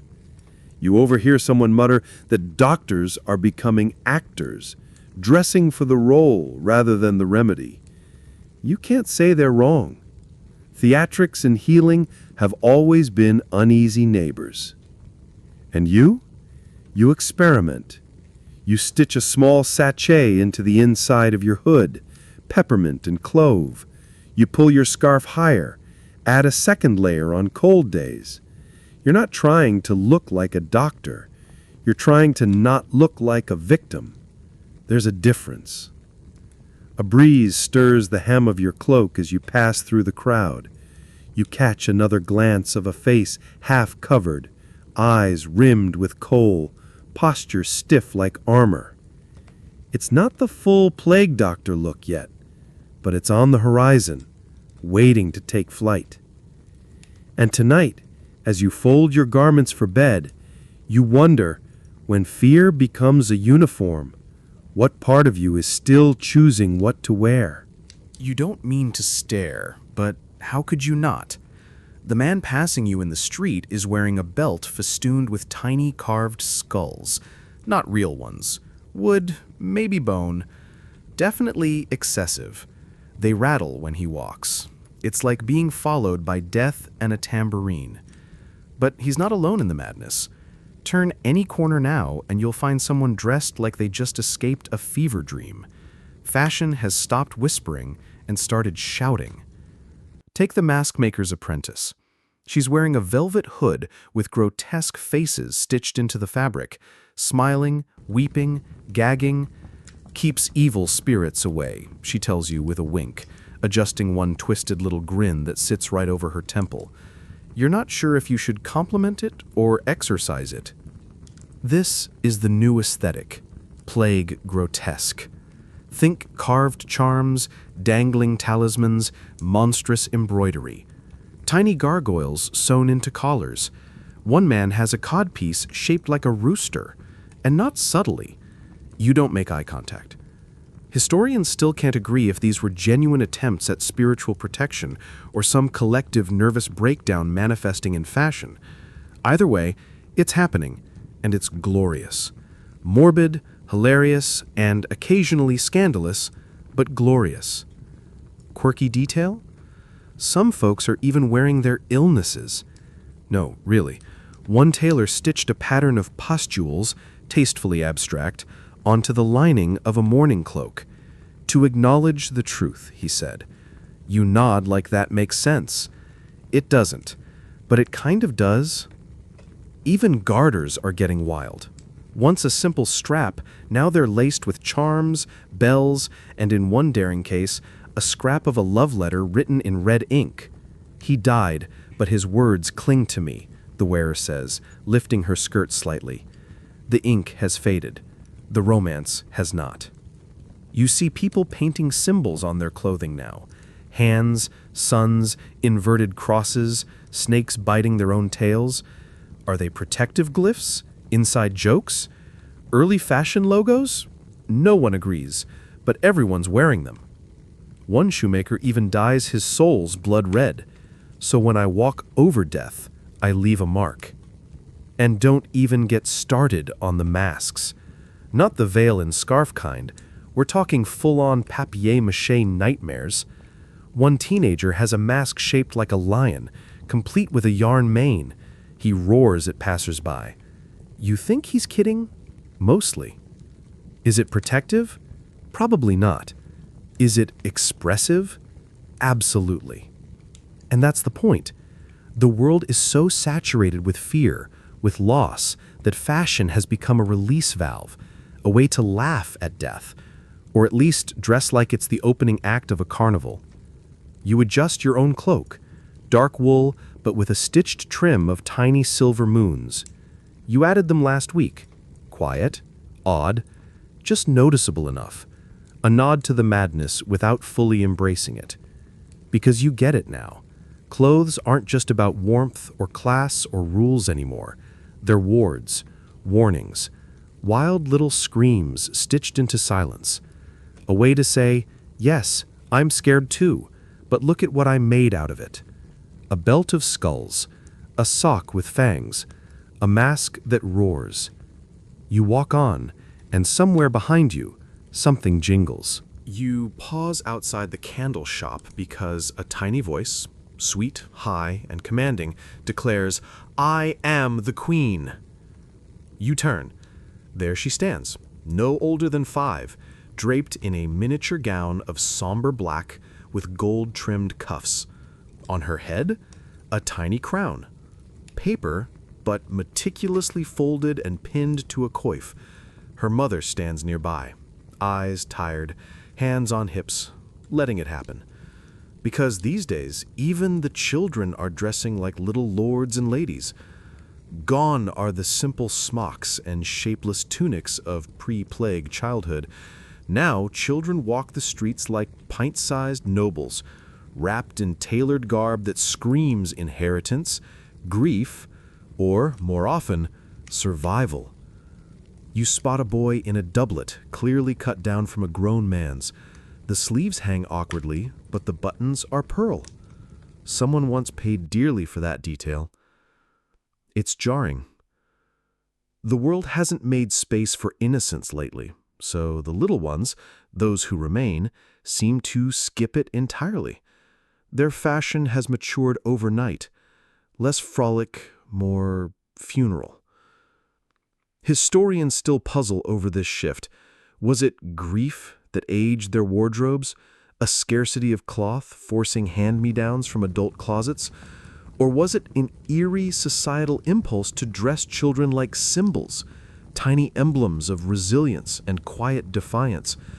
You've seen toddlers toddling in full black veils. You've seen 6-year-olds in brocade. And it's not just the mourning garb. It's everything. Girls wear fitted bodices with intricate lacing, far too complex for play. Boys wear stiff colors and stiff expressions, learning to stand still during prayers and processions. The laughter's still there, sure, but it's wrapped in heavier cloth, and the kind of posture that says, "I've seen too much." Quirky tidbit? In one nearby town, a new trend has emerged, dressing children in matching family sets for public outings. Mourning robes tailored to mirror their late siblings, parents, or even grandparents. A kind of walking memorial. One seamstress calls them grief ensembles. You hear someone else call them adorably tragic. You wince. You pass a family on the road, 3 children trailing behind a nursemaid. The oldest girl wears a tiny circlet of twisted silver wire. Her gown is trimmed with blue silk. The middle boy wears gloves that are too big, but clearly handmade. The youngest clutches a handkerchief with initials embroidered in gold. Probably not his. You overhear another child in the market demanding boots. Not slippers, but boots, he says. Real ones, like father's. The cobbler obliges, pulling out a tiny pair reinforced with leather toes, made for walking, for surviving. The child looks satisfied. You, less so. Because dressing like an adult doesn't make you one. But in times like these, it sure seems to make others treat you like one. Maybe it's comfort. Maybe it's control. Maybe it's a reminder that even the smallest among them are expected to carry the weight of what's been lost. You glance down at your own sleeve. There's a rip near the seam. Not terrible, but noticeable. You make a note to ask the tailor. Maybe she's free after the next batch of morning gowns. From behind you, a little voice pipes up again. I said I'm the queen. And honestly, in that tiny gold-trimmed gown, she kind of is. You catch a flash of red as you turn the corner. Brilliant, unapologetic, and bold against the soot-stained walls of the tavern. It's a hood, snug and velvet, worn by a woman who doesn't seem to care that 3 people stop what they're doing just to stare. Red, the color of danger, of love, of heat, the color that once marked sin or nobility, depending on how much you paid and who was watching. Now, though, it's everywhere. It's in the slashed sleeves of a baker's apprentice, in the lining of a shoemaker's cloak, even in the laces of a nun's boots, you swear. You start noticing it more and more. Not just red, but color in general, creeping back into a wardrobe that had turned nearly monochrome during the worst of the plague. Black still rules, of course. It's the uniform of mourning, the language of loss. But now it's being trimmed with gold, paired with purple, streaked with crimson like someone lit sorrow on fire. And there's another detail that's harder to miss. Teeth. Yes, teeth. As people re-emerge from their mourning, they're not just choosing vibrant hues, they're suddenly obsessed with smiles.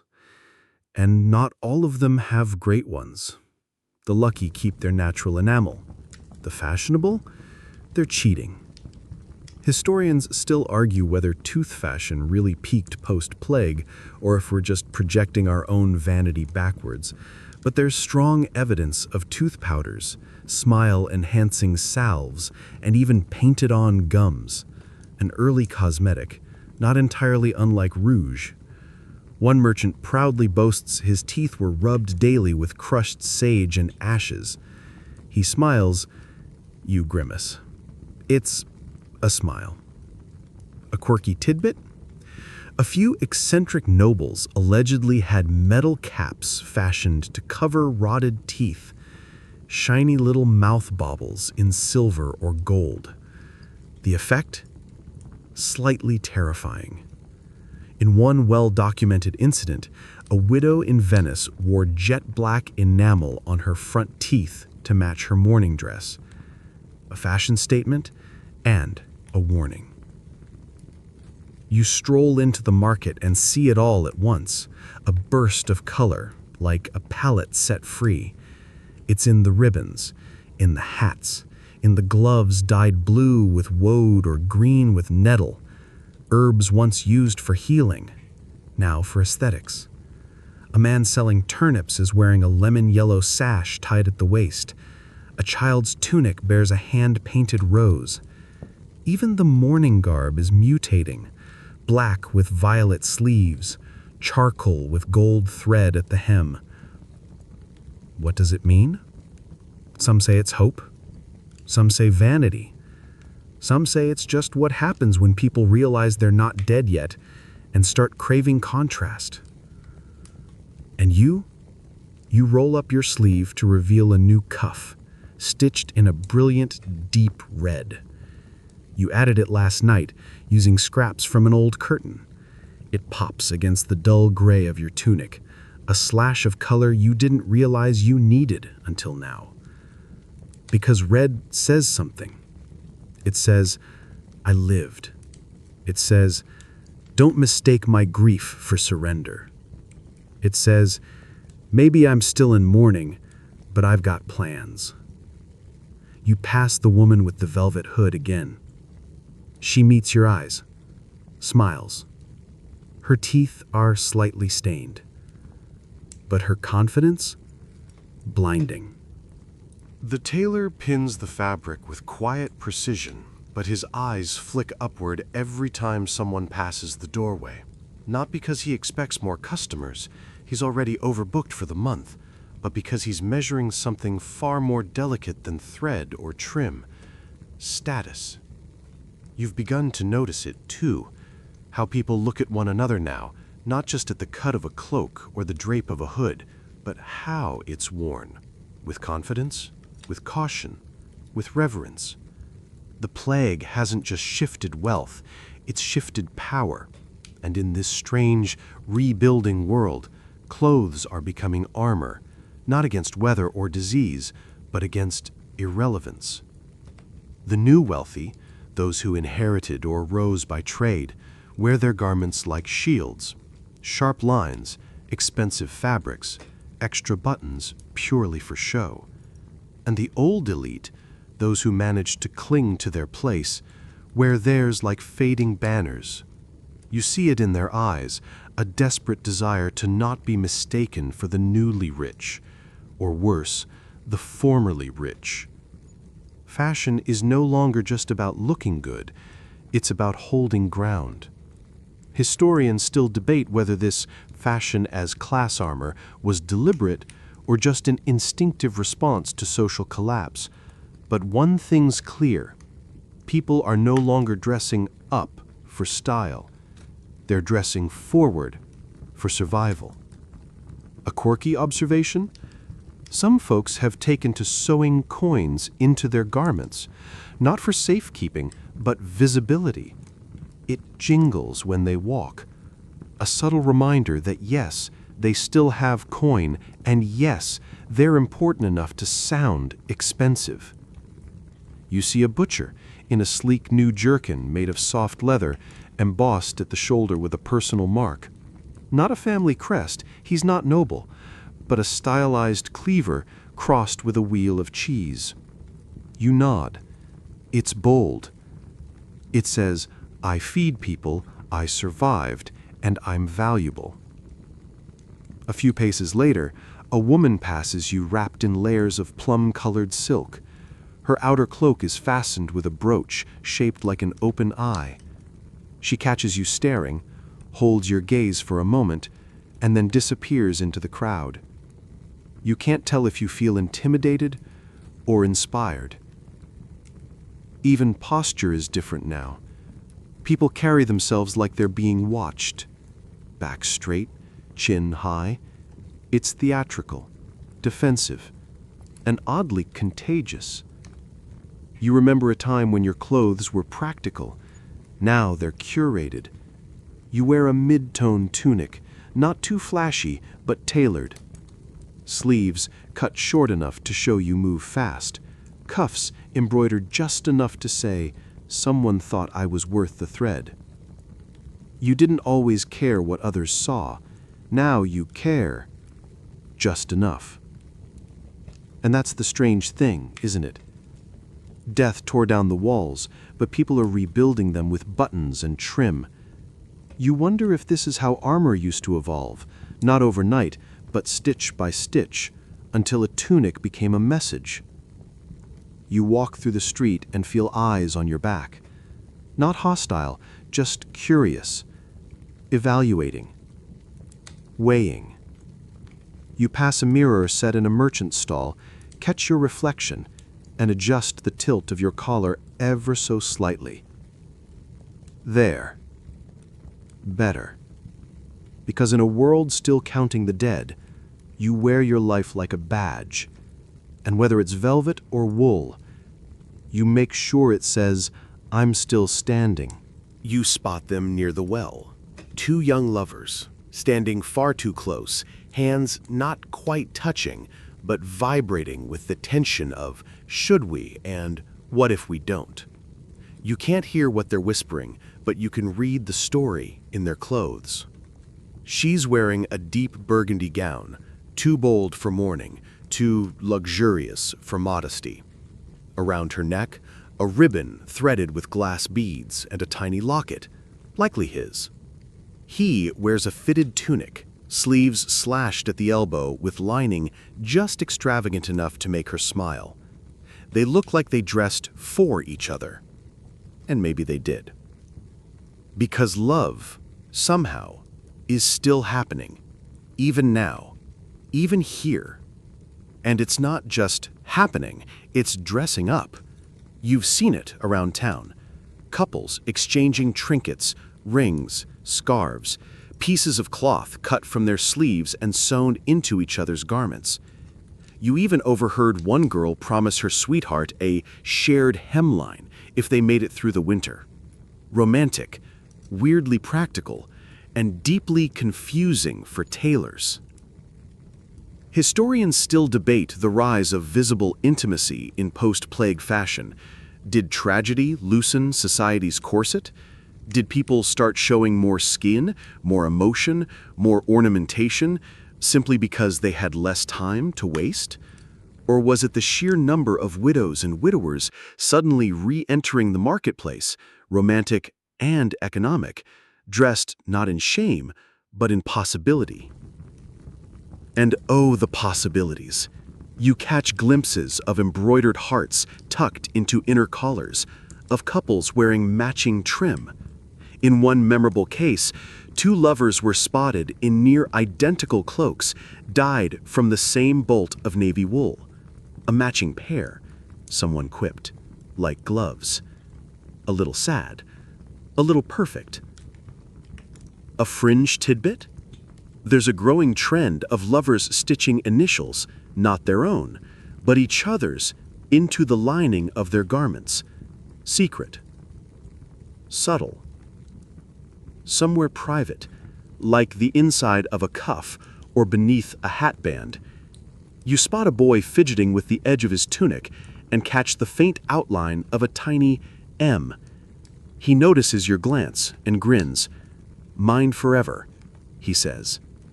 He might be 17, he might be heartbroken next week, but tonight, he's poetry. Of course, the church isn't thrilled. Public affection? Risky. Clothing as romantic communication? Practically blasphemous. One sermon even warned against stitching sins into seams. The warning didn't stick. People are stitching more than ever. You pass a tailor who proudly displays union gowns, simple but beautifully cut garments commissioned by couples in mourning who found love again. Sometimes they use scraps of old mourning garb, reincarnated into something joyful. The symbolism is heavy. The results? Stunning. You glance down at your own cloak. No initials, no stitched hearts, but a piece of blue ribbon tucked just beneath the seam of your left sleeve, soft and fraying. You remember the laugh of the person who gave it to you, sharp and warm. You haven't heard it in months, but the ribbon stays. Because clothing holds memory, and love, like fashion, always finds a way to sew itself in, even when the world unravels. You look up. The lovers by the well are finally holding hands. Their sleeves brush gently in the breeze. It's not a grand romance, but it's real. And sometimes, real is enough. You hear the rip before you see it. A dramatic, utterly unfixable sound, as a young woman's cloak catches on the edge of a cart and tears clean through the lining. She freezes. You wince. A passing monk makes the sign of the cross, not for her soul, for her fabric. Because these days, cloth is worth its weight in silver. With dyers sick, weavers gone, and looms standing idle in shuttered workshops, new fabric is harder to find than fresh bread. So when your sleeve snags or your hem frays, you don't just replace it. You get inventive. Enter the age of fashion hacks. You see them everywhere now. People layering scraps from old clothes onto new ones, sleeves made from two different fabrics, hoods repurposed from pillowcases. There's a man in the market whose entire jerkin is stitched from mismatched squares: green, brown, blue, and what might once have been orange. You ask. Patchwork, he says, proudly. Modern, flexible, survivable. Historians still debate whether this era marked the beginning of what we now call resourceful fashion, using less, reusing more, finding beauty in the mismatch. But even then, people knew what they were doing. They weren't just surviving. They were making a statement. One that said, "This may be made from 6 dead men's tunics, but look how well it fits." A quirky detail? Some tailors began selling plague kits, bundles of pre-cut patches and fasteners with matching thread and a little scroll of instructions. For emergency elegance, the wrapper read. One bundle even included a small piece of charcoal soap, a luxury, a lifeline, a tiny miracle. You watch as a boy wraps the tear in his tunic with a red sash, tying it like a war wound. It's theatrical, yes, but oddly effective. He looks like a soldier of survival, marching with a grin. Then there are the accessories. Belts made from old reins, cloaks cut from tapestries.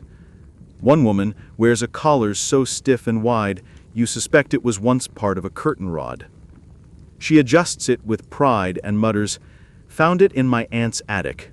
She won't need it now." You don't ask. You stop by your neighbor's door and admire her clever repairs. Laces where seams used to be, a neckline adjusted with a drawstring made from dyed twine. She beams. Lost half a dress, gained a trend. You nod. She's not wrong. You've done your own hacking, of course. You've turned your old mourning tunic into a sleeveless overlayer, paired it with a green undershirt stitched from the remains of a discarded tablecloth. It rustles slightly when you walk. Sounds like confidence. And sure, maybe it isn't Paris, maybe it isn't haute couture, but it's clever, it's custom, and it works. A girl runs past you wearing leggings, actual leggings, stitched from what looks like an old priest's robe. She's fast. The leggings hold. Someone claps. Someone else takes notes. You smile.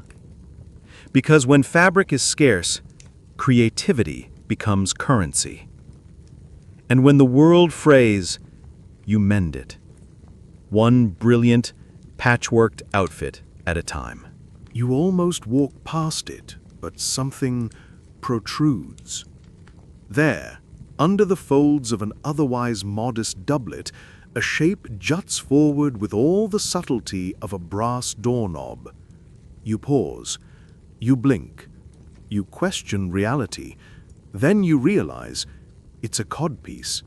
And not just any codpiece. This one is quilted, ribboned, and, unless your eyes deceive you, embroidered with a rather cocky little falcon. Welcome to the strangest development in post-plague fashion. You hear them before you understand them. Whispers, chuckles, the occasional gasp. Bold, sinful, practical? You try not to look again. You fail. Everyone fails. Once just a humble flap to close the front of one's hose, the codpiece has now evolved into something else, something dramatic, defiant, almost absurd. It's not just an anatomical accommodation, it's become a centerpiece, a showpiece, a statement. Of what exactly? Historians are still debating that. Some say it was born out of practicality. Hose had become tighter, seams trickier, and, well, things needed room to breathe. Others argue it was a reaction to fear itself, a way to assert masculinity, life, virility, in the face of a world obsessed with death, because nothing says, "I survived the plague," quite like a piece of padded velvet attached to your groin. A fringe tidbit, in some places, codpieces were scented. Yes, scented. Stuffed with dried herbs or perfumed cloth to mask bodily odors and, allegedly, protect against bad air. One man swore by a blend of thyme and crushed cloves. Another reportedly used ground oyster shells for prestige. You wrinkle your nose just thinking about it. Fashion makers are getting creative. Some codpieces are now detachable, some stitched with tassels, others framed with jewels. You overheard a tailor offering an express lift service. 2 stitches, 1 flourish, instant vertical drama. The mind reels. You pass a young man posing casually against a pillar, legs slightly apart to maximize presentation. His codpiece is laced with silver thread, made from a bishop's old mitre, he tells someone proudly. You try not to choke on your breath. He winks. You flee. Not all are extravagant, of course. Some wear modest ones, plain cloth, functional shapes, more about coverage than confidence. But even those carry a quiet message. I am here. I am whole. I am not invisible. The church is, predictably, livid. One priest recently gave an entire sermon titled "The Devil in the Drawer." You don't know what it means. You don't want to, but you hear attendance was record-breaking. You return home and glance at your own hose, humble and flat. You sigh in quiet gratitude. There's a limit to what you're willing to stitch in this brave new world. Still, you get it. Because under all that padding and pomp, there's something achingly human, a need to be seen, to be alive, to laugh in the face of death, and maybe provoke a little. And as you light a candle that night, you find yourself whispering, not a prayer, but a question. What will they wear next? Whatever it is, it'll probably have tassels. You watch the merchant drag 2 trunks into the square, both straining at the hinges. He's sweating, red-faced, and muttering something about finally selling the good stuff. When he throws the lids open, a burst of color explodes. Gowns, gloves, belts, hats. All second-hand, all fabulous, all whispering stories of people who don't need them anymore. Welcome to the ultimate fashion cycle. Rags to riches and back again. The plague, ever the chaotic trendsetter, has turned wardrobes into revolving doors. One day, you inherit 3 embroidered cloaks and a silver-threaded sash. 2 weeks later, you're pawning your boots to buy onions. And in the meantime, your neighbor is now wearing your aunt's finest morning gown and calling it a gift from destiny. There's something dizzying about it. A silk doublet that once belonged to a magistrate is now draped over the shoulders of a chimney sweep. A pearl-studded cap makes its rounds through 4 different owners in a month. Status isn't static anymore. It's woven into whatever someone managed to grab before the tide turned. Historians still argue whether this wardrobe chaos flattened the social order or just wrinkled it. But it's hard to ignore the evidence piling up in alleyway markets and repurposed tailor stalls. Fashion is no longer about lineage. It's about timing. Quirky little twist? There's a rising class of people now known as cloth brokers. They don't make clothes. They collect them, acquire them, trade them like currency. One broker you know, nicknamed Stitchy because, well, he can't actually sew, brags about owning pieces from 10 different noble households. The thread remembers, he likes to say, dramatically, as if that brocade sleeve once whispered state secrets. You find yourself browsing a pile of discarded accessories, gloves with worn fingertips, scarves with perfume still clinging to the edges. A pair of shoes catches your eye. Well made, sturdy. You recognize the pattern. Your cousin had a pair like that. Had. You buy them, quietly. They fit perfectly. And then there are those going the other way. You spot a woman who once rode through town in a carriage, now scrubbing laundry in a public basin. Her hands raw, her dress patched in 6 places, but her posture? Still noble. Her hair? Still braided with care. She nods at you, you nod back. It's all so precarious. You can rise with a lucky marriage, a dead uncle, or a favor from a merchant who likes your cheekbones. And you can fall just as fast. One illness, one debt, one unlucky roll of the wheel.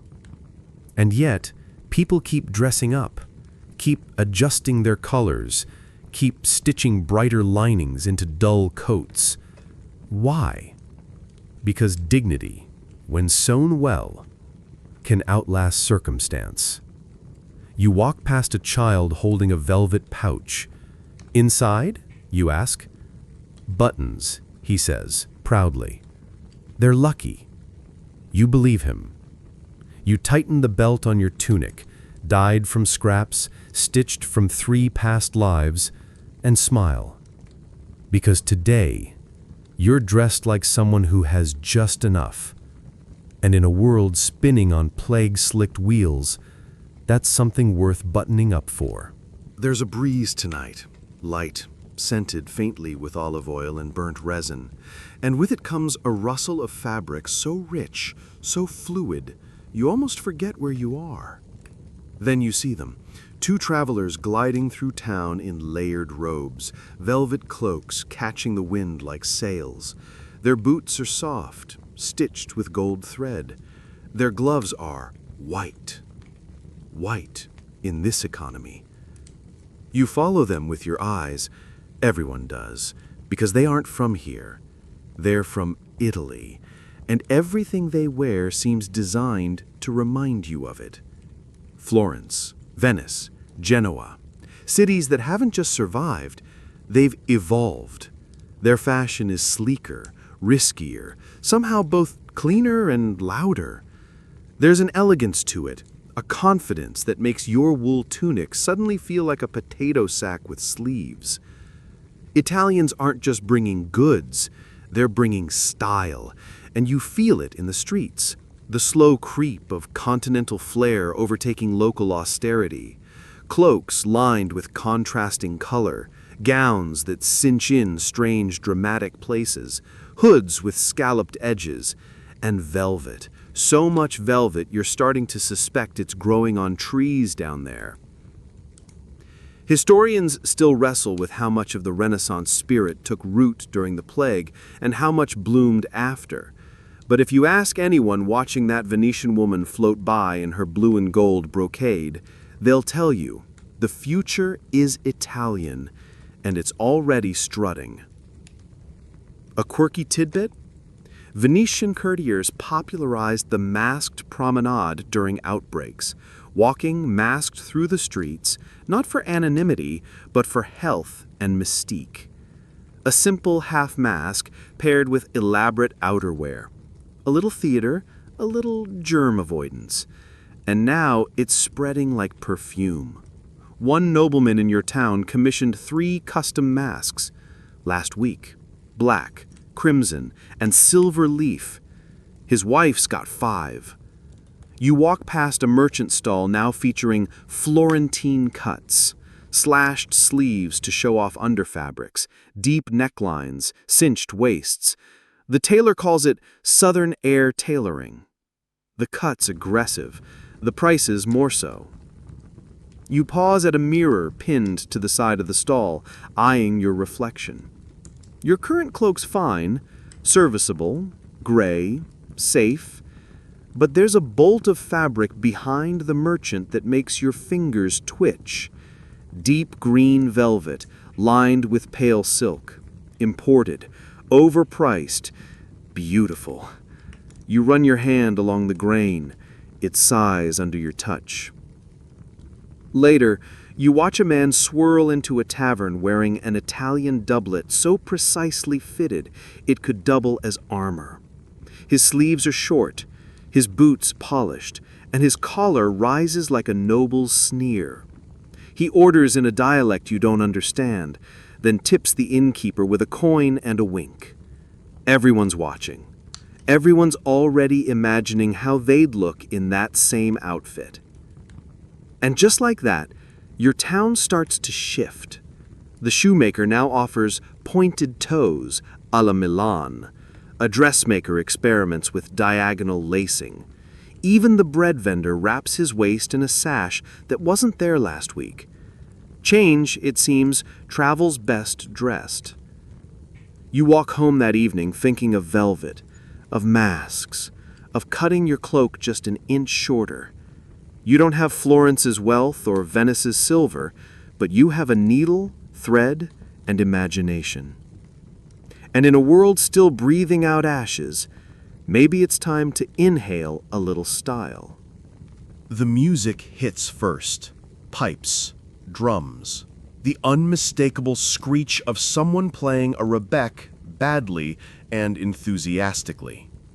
You follow the sound into the square, where the crowds are swelling and the masks are everywhere. Not the cautious, plague-scented kind, but theatrical ones.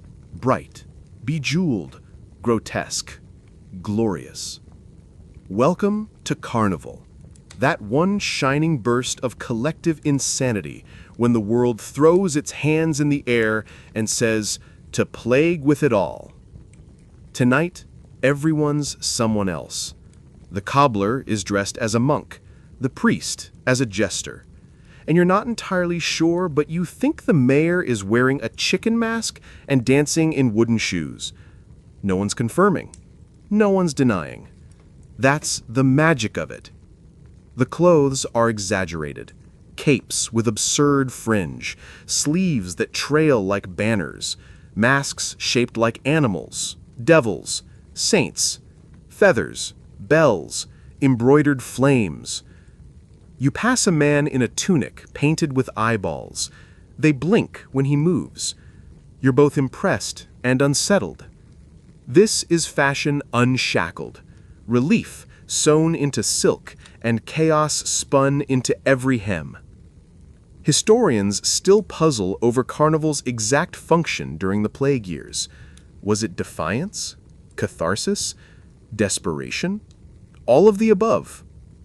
One theory posits that Carnival grew bolder because of the Black Death, that with death constantly lingering, people leaned into satire and spectacle.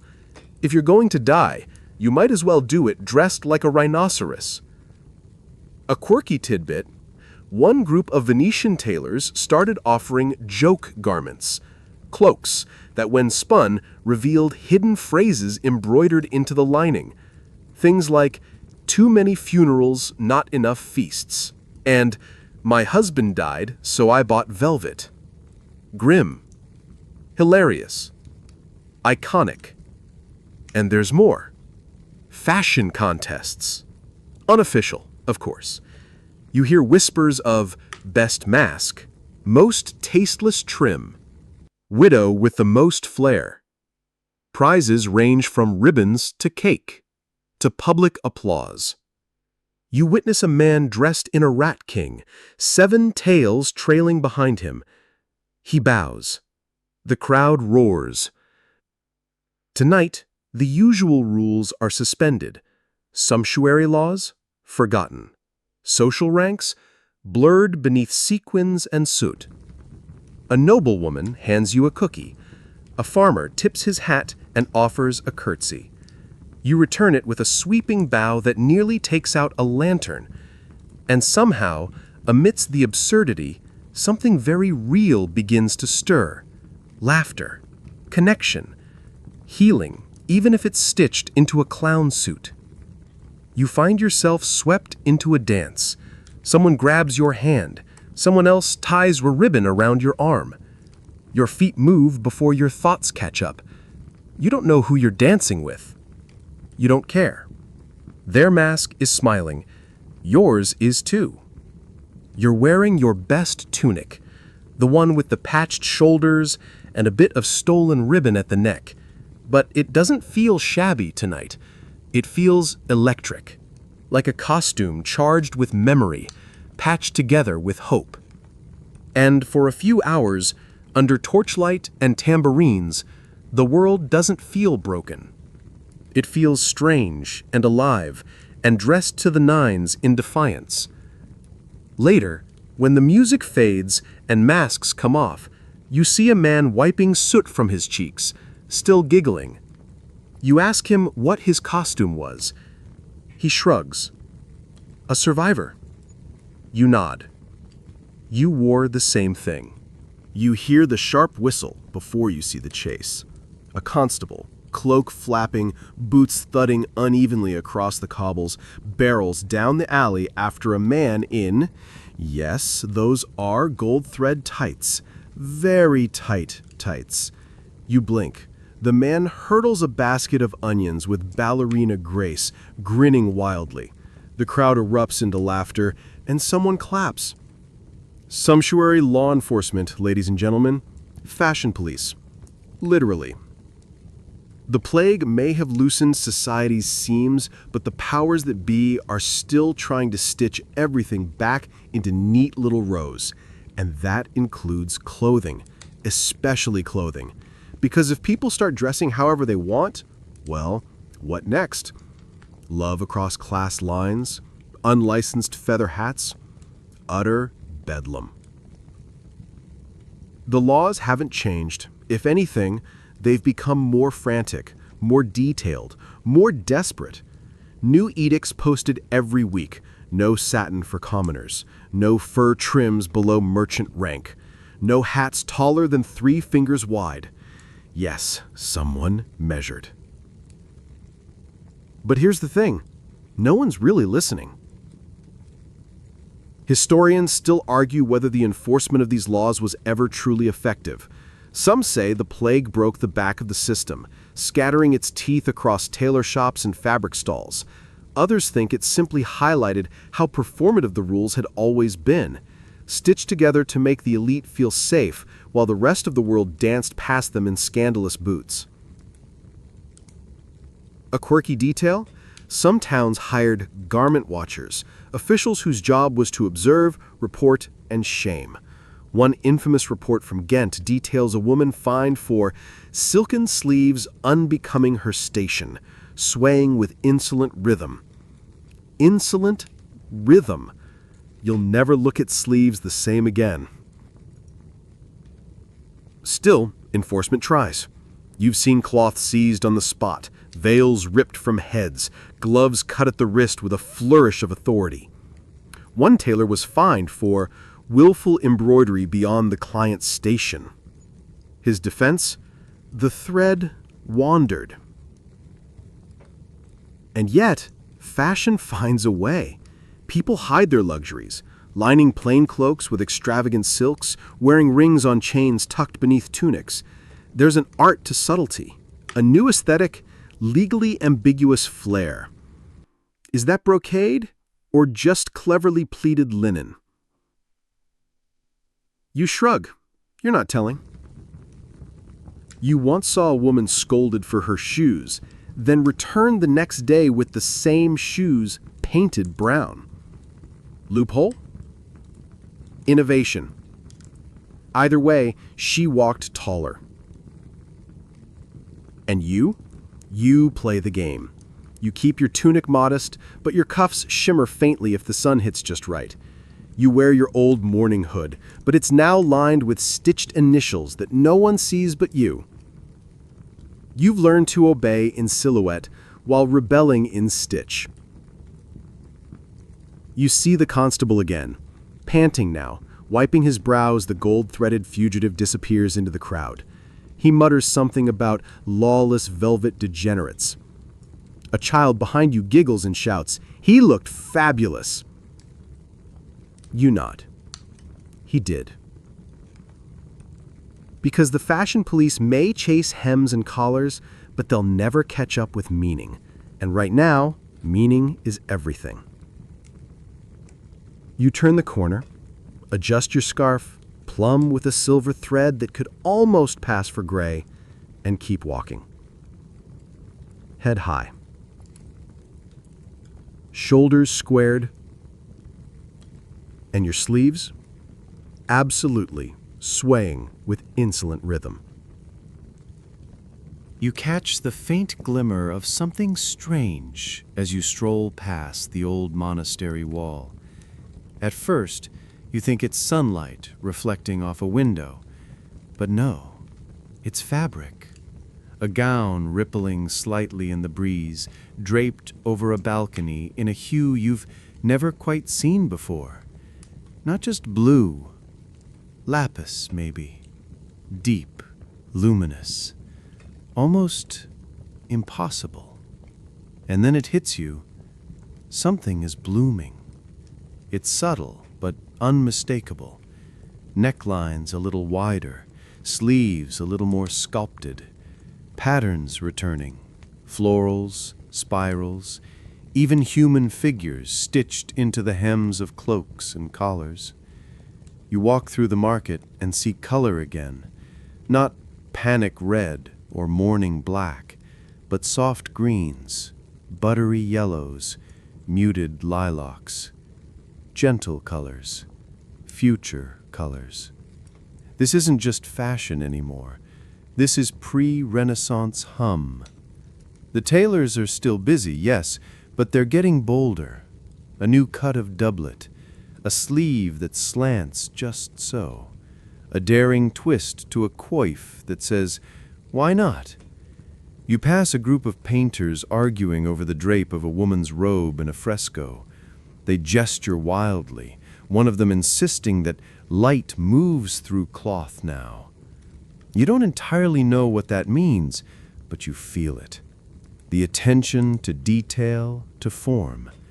Even cloth is becoming a kind of canvas. Historians still debate the precise moment the Renaissance began. Some say with art, some with science, some with plague-fueled upheaval. But if you ask the woman wearing a pearl-stitched girdle shaped like a vine, she'll tell you it started when people decided to live again. Not just survive, live and express. A quirky detail?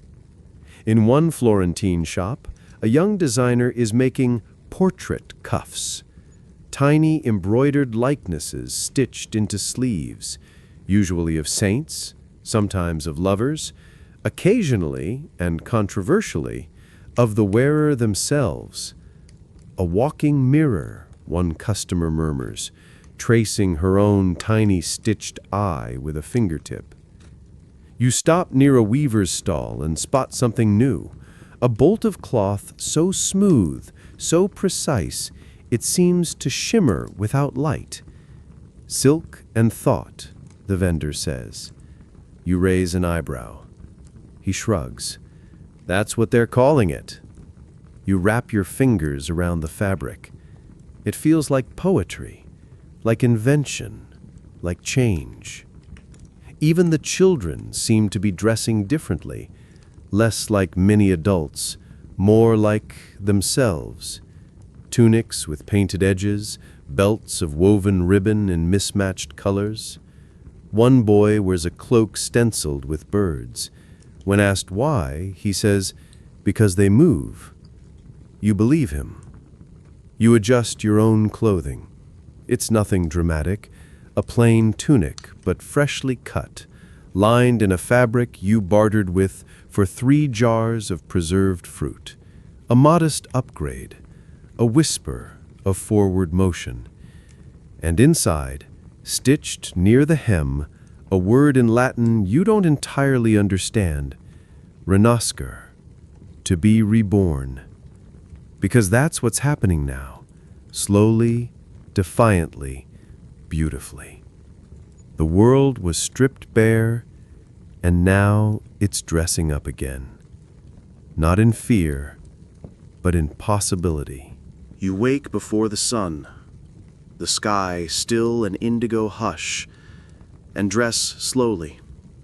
The fabric feels familiar, patched and worn in places, soft where it touches your collarbone. A tunic made from grief, maybe, but also from laughter, from threads that didn't exist in the before.